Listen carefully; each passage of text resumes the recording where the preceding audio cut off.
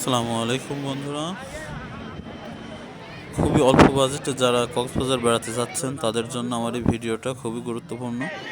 মাত্র ৬,০০০ টাকায় কক্সবাজার ভ্রমণ করে ঘুরে আসতে পারবেন। আমার এই ভিডিওটা আপনারা যদি ভালোভাবে ফলো করেন অবশ্যই।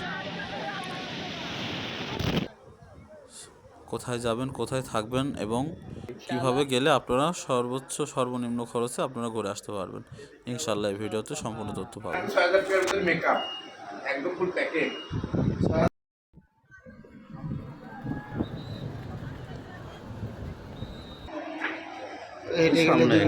হাইটে গেলে ১-১.৫ মিনিট সময় লাগে।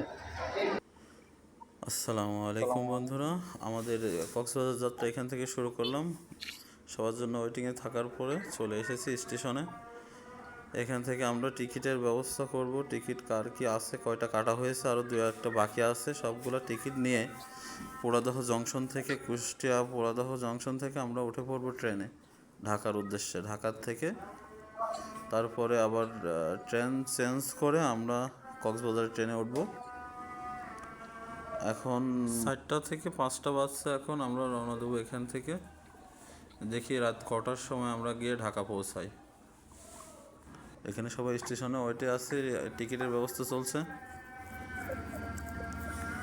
আমরা 7 জন যাব, তার ভিতরে 5টা টিকিট পেয়েছিলাম আর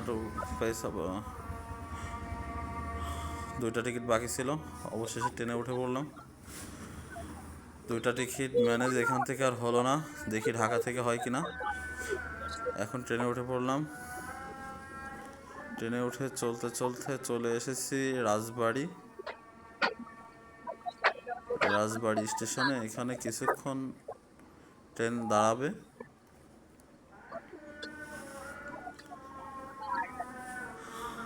আর অল্প টাকায় কক্সবাজার যাওয়ার সম্পূর্ণ খরচ এবং কত শর্টে আপনারা ঘুরে আসতে পারেন সেই সম্পূর্ণ তথ্য আমার এই ভিডিওতে পাবেন। আমাদের যাওয়া থেকে শুরু করে আসা পর্যন্ত কত টাকা খরচ হলো আমি এই ভিডিওর মাঝেই বলে দেব, এবং খুবই সীমিত খরচেই ঘুরে আসতে পারবেন আপনারা। আমাদের ট্রেনটার এখানে একটু স্টপেজ কি একটা প্রবলেম ছিল, তারপরে এখানে একটু দাঁড়ানোর পরে আবার রওনা দিলাম। রাত হয়ে গেছে, আমরা এই পদ্মা সেতুর উপরে আছি এখন। পদ্মা সেতু রাতে দেখার জন্য সবাই উকি দিচ্ছে, কিন্তু আমি আর দেখতে পারিনি, অন্ধকারে খুব একটা ভালো দেখাও যাচ্ছে না। নিচের ট্রেনের লাইনটা অন্ধকার, উপরে হয়তো পরিষ্কার। চলে আসছি আমরা ঢাকা কমলাপুর স্টেশনে। ট্রেন থেকে নামলাম, নেমে এখান থেকে আবার আমাদের ট্রেন আছে রাত 10টার সময়। কমলাপুর স্টেশনের টিকিট কাউন্টারের সামনে ওই লোকের ভিড়ের কারণে লাইন আসে। 2টো টিকিট ম্যানেজ করা যায় কিনা সেই ব্যবস্থা করতেছিলাম, আর কিছুটা আপনাদেরকে ভিডিওর মাধ্যমে দেখানোর চেষ্টা করছি। আমাদের এই পর্যন্ত ঢাকায় আসতে খরচ হয়েছে 600 টাকা করে।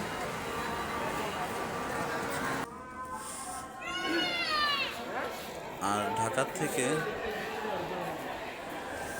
আমাদের পার পার্সন টিকিট লাগবে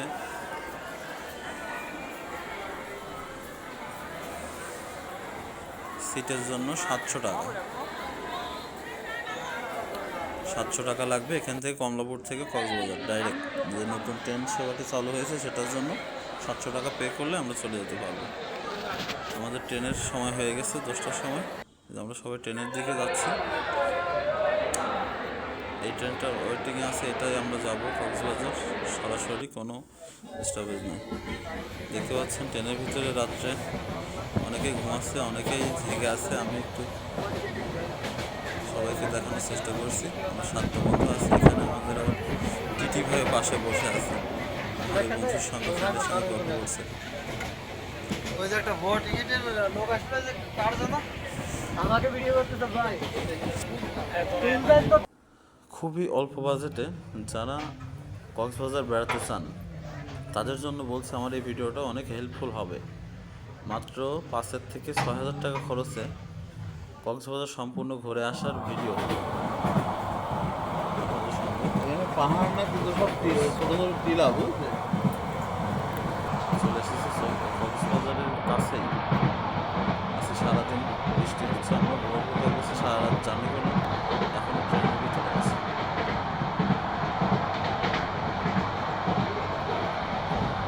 বৃষ্টিতে পানিতে যে বন্যা যাচ্ছে রে। সাদা হয়ে আছে, মাঠে ধান ক্ষেত সব ডুবে গেছে। অবশেষে চলে আসছি কক্সবাজার স্টেশনে। অনেক সুন্দর একটি স্টেশন পড়ছে এখানে। আমরা সকাল 8টা, এমনই 7টা-8টা নাগাদ পৌঁছালাম কক্সবাজার স্টেশনে। এখন বৃষ্টি পড়ছে। এখান থেকে আবার সামনে যাব, স্টেশনের সামনে গিয়ে ওখান থেকে দেখবো অটোমোটো কী অবস্থা আমাদের গন্তব্যস্থলে হোটেল পর্যন্ত যাওয়ার জন্য। আপনাদেরকে একটু তথ্য দিয়ে রাখি, এই কক্সবাজার স্টেশন থেকে আপনারা যদি, অটোওয়ালারা অনেক বেশি ভাড়া আপনাদের কাছে চাইবে এবং অটোওয়ালারা আপনাদেরকে হোটেলে নিয়ে যাবে। আপনার পার্থপক্ষে অটোওয়ালাদের সঙ্গে হোটেলে যাবেন না, অটোকে অন্য একটু দূরে রেখে আপনারা নিজে গিয়ে হোটেলের দাম দরটা ঠিক করবেন। না হলে হোটেলওয়ালারা আলাদেরকে একটু কমিশন দেয় এবং আপনাদের কাছ থেকে বিলটা বেশি রাখে, হোটেল ভাড়া।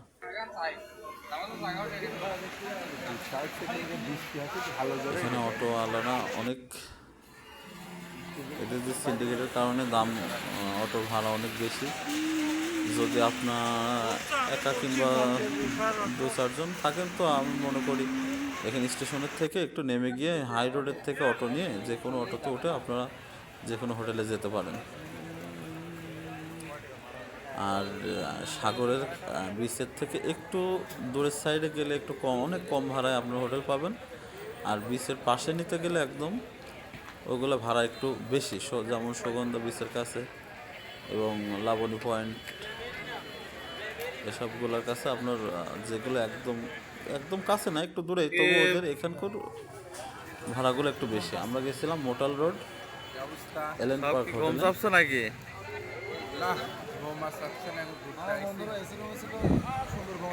আমার শলক বন্ধু কি চোখে কি সমস্যা হয়ে গেল নাকি? অটোওয়ালাদের সাথে অনেক মোলামুলি চলছে। ভাড়া নেবেন 4-5 কিলো দুধ।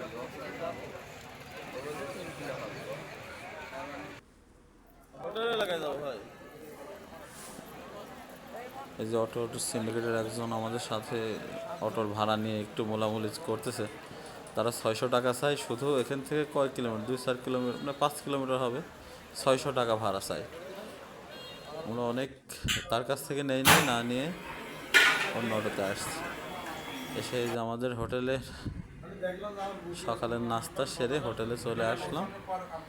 সবাই অনেক ক্লান্ত, তাই বিশ্রাম নিতেছি। সবাই দেখেন লুঙ্গি টুঙ্গি পরে সবাই শুয়ে পড়ছে, অনেক ক্লান্ত। আমরা এই যে এখন হোটেলে রেস্ট নেওয়ার পরে এখন যাব দুপুরে সবাই গোসল করার জন্য সাগরের দিকে। এবং আমরা কোন হোটেলে আছি আপনাদেরকে একটু দেখাবো হালকার উপরে। আমরা আছি কক্সবাজার এয়ারপোর্টের সামনে এলেন পার্ক হোটেলে, যেখানে আমাদের রুম ভাড়া নিছে মাত্র 2500 টাকা। আমরা 6-7 জন থাকার মতো ব্যবস্থা তারা করে দিছে।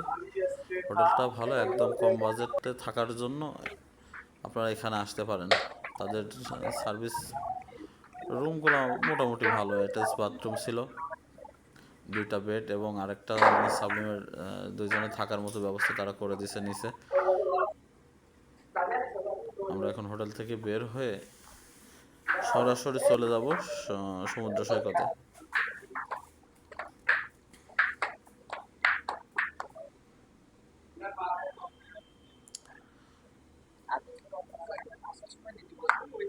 সবাই গামছা টামছা নিয়ে এবং আমাদের ফ্রেন্ডের যেই কয়জন গেছিলাম সবার একরকম গেঞ্জি নিছি, নিয়ে আমরা বের হলাম। সকাল থেকেই বৃষ্টি হচ্ছিল, এখন একটু বৃষ্টি বন্ধ হয়েছে, তাই আমরা বের হলাম যে যাই একটু সাগরের দিকে যাই, আবহাওয়াটা একটু অনুকূলে ছিল, তাই সবাই বের হলাম। দেখতে পাচ্ছেন হোটেল এলেন পার্ক। আমরা উপরে 3 তলার উপরে ছিলাম।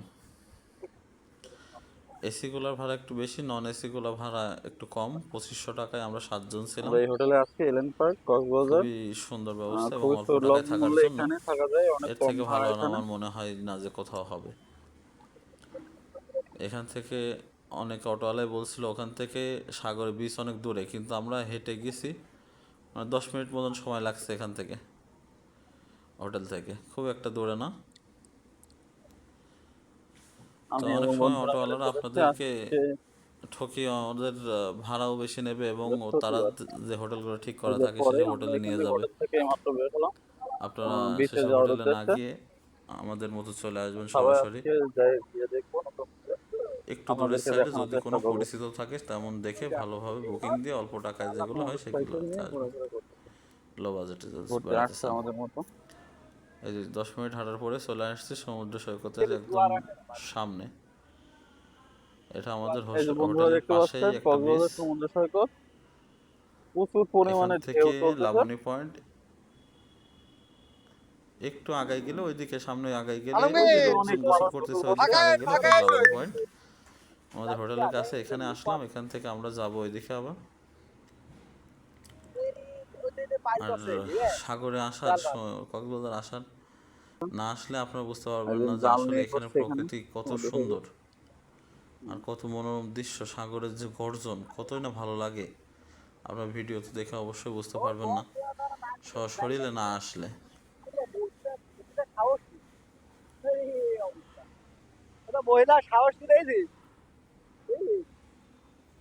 এই ভিডিওটা এই তো চলে আসছি কাঙ্ক্ষিত সাগরের কাছে, এই যে দেখতে পাচ্ছেন অনেক সম্পূর্ণ ঢেউ চলছে। কক্সবাজার যখন ঘুরবো, আজকে শুধু এই পর্যন্ত গোসল, এখান থেকে গোসল করে চলে যাব আবার হোটেলে, বন্ধু কেমন ফিলিং? গিয়ে খাওয়া দাওয়া করে আবার আলমগীর, রেস্ট। কালকে আমরা আবার কেমন বের feeling? হবো। এই কই যাও?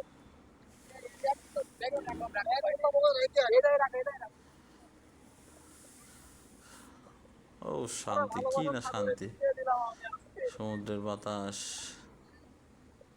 এই সাগর পারে আইসায় আমার মাতাল মাতাল। সবাই অনেক আনন্দিত, অনেক। আমার ফ্রেন্ড দৌড় দিছে সাগরে পানিতে পা ভিজানোর জন্য।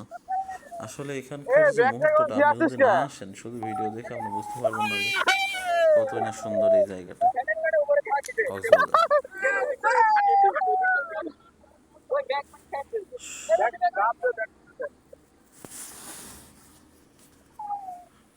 এই কক্সবাজার এসে ভালো লাগার কারণেই হয়তো বা এই গানটি বানানো হয়েছে, সাগর পাড়ে আইসা আমার মাতাল মাতাল লাগে। এই দেখেন বড় ঢেউ চলে আসছে। আসলে সাগর পাড়ে আসলে আপনার মাতাল মাতাল লাগবে গোসল করা, এবং যেই প্রাকৃতিক সৌন্দর্য দেখার যে একটা অনুভূতি, সেটা বলে বোঝানোর মতো আসলে আমার ভাষায় প্রকাশ করার মতো কায়দা নেই।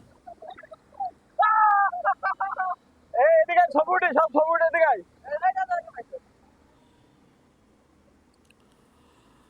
আমরা ব্যাক করলাম, গোসল করার পরে ব্যাক করে হোটেলের দিকে যাব। তো অবশ্যই সম্পূর্ণ কক্সবাজারের ভিডিও দেখার জন্য আমাদের সাথে থাকবেন। পরের পর্বে আমি কোথায় কোথায় ঘুরলাম সম্পূর্ণ ভিডিওটা আপনাদেরকে, আমরা যে হোটেলে আছি ওর পাশে এয়ারপোর্ট, সুগন্ধা গেলাম এবং ওখান থেকে মাত্র একটা প্লেন উড়ে গেল। পাটোয়ার টেক, কলাতলি, যদি সব বিচে ভাগ্যে আমি থাকে তো ঘুরেছি। আমরা তাই হিমসরি হয়তো দেখতে সবগুলোতেই। পাবো।